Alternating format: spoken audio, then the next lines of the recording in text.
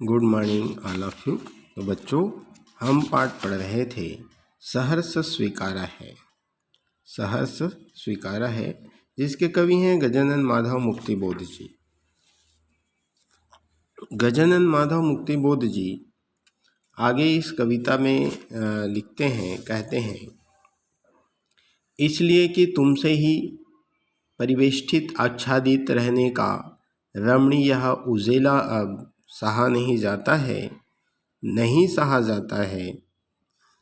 ममता के बादल की मंडराती कोमलता भीतर पिराती है, कमज़ोर और अक्षम अब हो गई है आत्मा यह, छटपटाती छाती को अवितव्यता डराती है।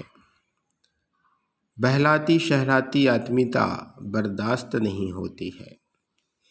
कवि कहते हैं कि यहाँ पर कवि जो इस पंक्तियों के माध्यम से यह कहना चाहता है कि उसका पूरा जीवन जो है पूरी तरह अपने प्रिय के चारों ओर आच्छादित है।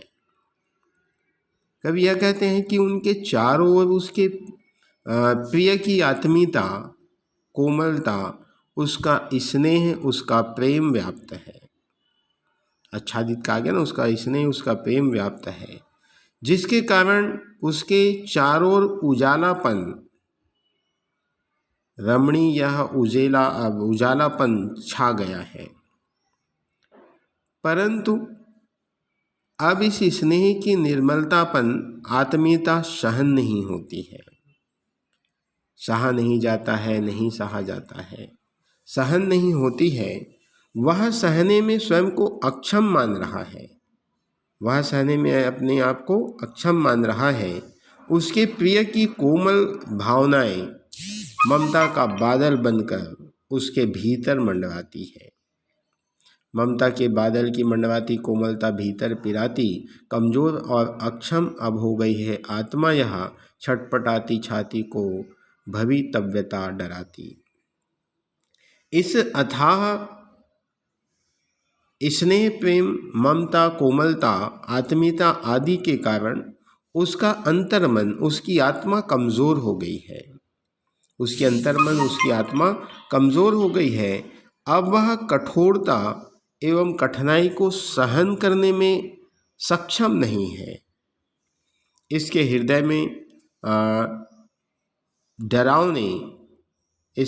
में डरावने भविष्य को लेकर छटपटाहट है। यदि उसे हमेशा सहलाने बहलाने वाली आत्मीयता प्राप्त नहीं होगा तो क्या होगा।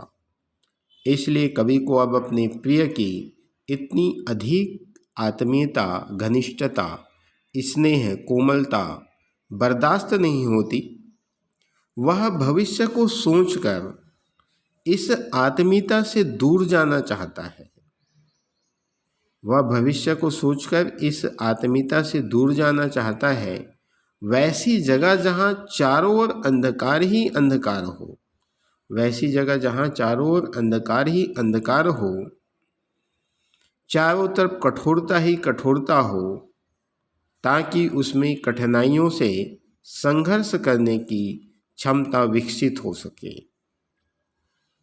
वह विपरीत परिस्थितियों से मुकाबला करके विजयी होने में सक्षम हो सके।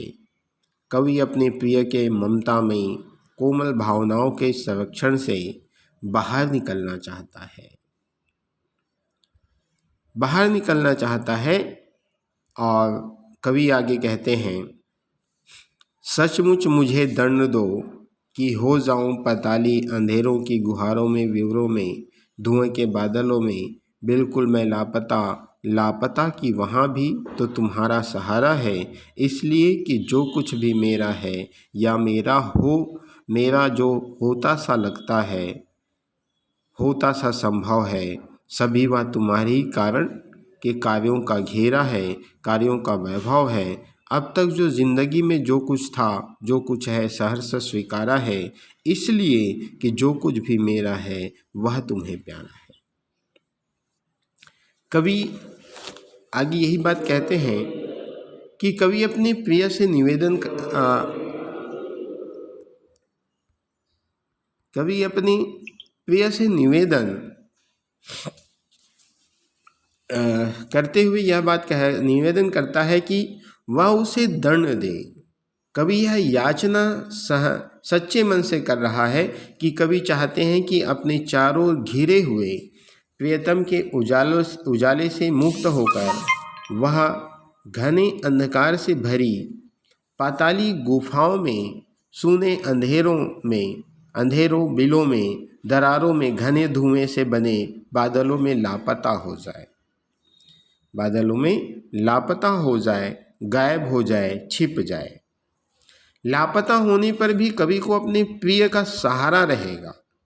लापता होने पर भी कवि को अपने प्रिय का सहारा रहेगा। वह इस अकेलेपन के दंड को अंधकार में रहकर भी अपने प्रिय की स्मृति के सहारे सरलता से झेल सकेगा, सरलता से उसका सामना कर सकेगा। कवि जानता है कि उसका अस्तित्व उसके प्रियतम के कारण ही है, उसका अस्तित्व उसके प्रियतम के कारण है। अब तक उसने जीवन में जो कुछ पाया है अथवा जो कुछ उसे अपना होना सा लगता है अथवा जो कुछ उसका होने की संभावना है, वह सब प्रियतम के कारण ही है।